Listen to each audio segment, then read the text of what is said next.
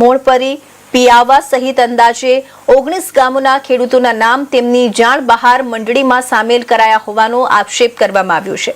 ખેડૂતોએ જિલ્લા કલેક્ટરને રજૂઆત કરી જણાવ્યું કે તેમણે કોઈ પણ સહકારી મંડળી માટે સહી કરી નથી। અગાઉ પણ આવી બોગસ મંડળીનો ભોગ બન્યા હોવાનો આક્ષેપ કર્યો છે। કલેક્ટરે સમગ્ર મામલે કડક કાર્યવાહીનું આશ્વાસન આપ્યું છે। બોગસ મંડળી સાબિત થશે તો જવાબદારો સામે ફોજદારી કાર્યવાહી કરવામાં આવશે। ખેડૂતોના નામે કોઈ ધિરાણ લેવામાં આવ્યું હશે તો તેની પણ તટસ્થ તપાસ કરવામાં આવશે।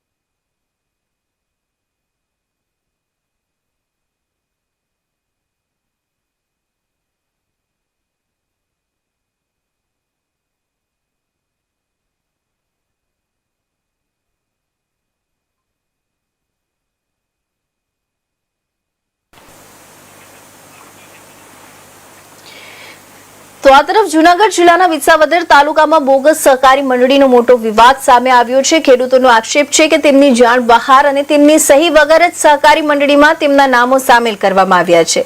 અંદાજે 19 ગામોના ખેડૂતો આ મામલે જિલ્લા કલેક્ટર સમક્ષ પહોંચ્યા છે અને સમગ્ર કૌભાંડની નિષ્પક્ષ તપાસ તેમજ જવાબદારો સામે કડક કાર્યવાહી કરવાની માંગ કરી છે। તો આ સમગ્ર મામલે વધુ માહિતી મેળવીએ અમારા સંવાદદાતા ભાવિક જોશી પાસેથી। જી ભાવિકજી, સૌથી પહેલા જણાવો કે આ સમગ્ર બોગસ સહકારી મંડળીનો મામલો શું છે અને ખેડૂતો કયા પ્રકારના આક્ષેપ કરી રહ્યા છે?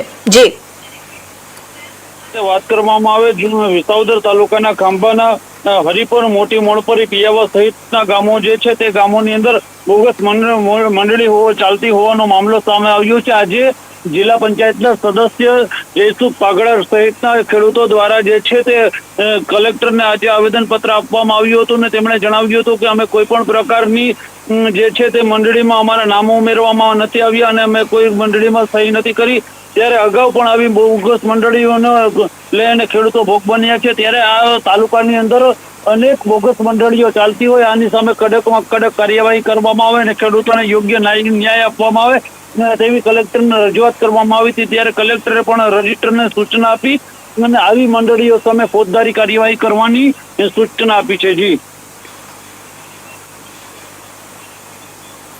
જી, કેટલા ગામોના અને કેટલા ખેડૂતોના નામ તેમની જાણ બહાર મંડળીમાં સામેલ કરાયા હોવાનો દાવો કરવામાં આવ્યો છે? ગામોની બોગસ મંડળી દાવો કરવામાં આવ્યો છે અને આની અંદર ખૂબ જ મોટી સંખ્યાની અંદર ખેડૂતો હોવાનું સામે આવ્યું છે। કેટલા ખેડૂતો છે તે તો હવે તપાસના અંતે જ બહાર આવશે સાચો આંકડો, પરંતુ હાલ મોટી સંખ્યામાં આવા ખેડૂતો બોગસ મંડળીમાં ફસાયા હોય તેવી જાણકારી પ્રાપ્ત થઈ છે। જી, ખેડૂતો જિલ્લા કલેક્ટર સમક્ષ કઈ માંગણીઓને લઈને પહોંચ્યા હતા અને તેમની શું રજૂઆત છે?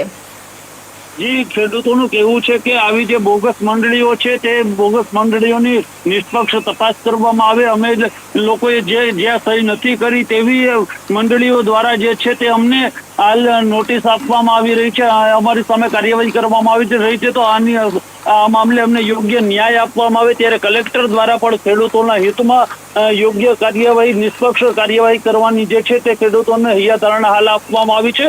પરંતુ સમગ્ર વિસ્તારની અંદર કેટલી ટોટલ મંડળીઓ બોગસ ચાલે છે, કેટલા ખેડૂતો ભોગ બન્યા છે અને તેને કેટલા વર્ષોથી આ સમગ્ર ઘટનાક્રમ ચાલતો હતો એ તો તપાસના અંતે જ બહાર આવશે। જી ભાવિકજી, ખૂબ ખૂબ ધન્યવાદ સમગ્ર માહિતી આપવા બદલ। હવે સમાચારમાં આપણે આગળ વધીએ, વાત કરીએ જસદણની। તો જસદણની આલ્ફા નવોદય બાલાચડી સૈનિક ટ્રેનિંગ સેન્ટરમાં વિદ્યાર્થીની આયુષી